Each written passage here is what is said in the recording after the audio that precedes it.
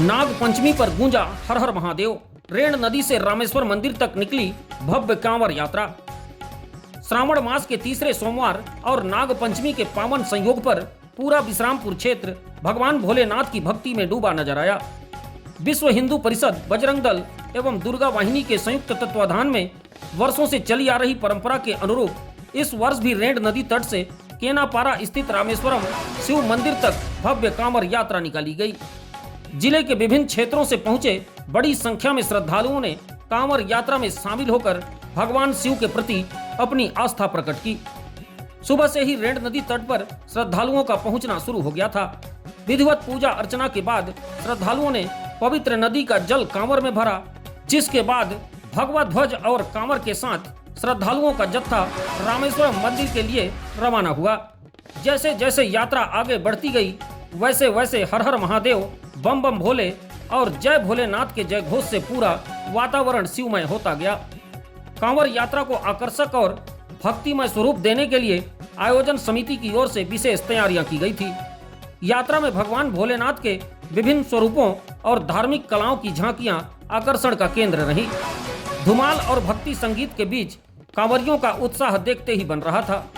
युवा, महिलाएं, बुजुर्ग और बच्चे भी पूरे उत्साह के साथ यात्रा का हिस्सा बने।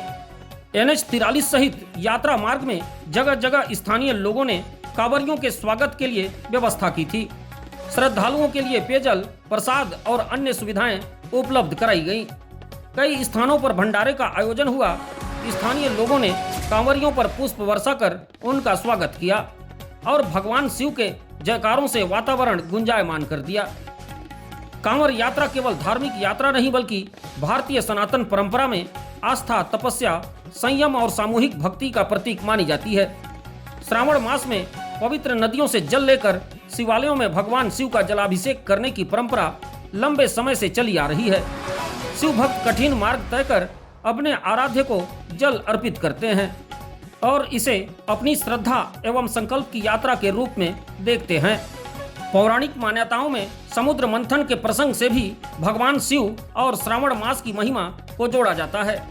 मान्यता है कि समुद्र मंथन से निकले विष को भगवान शिव ने अपने कंठ में धारण कर सृष्टि की रक्षा की।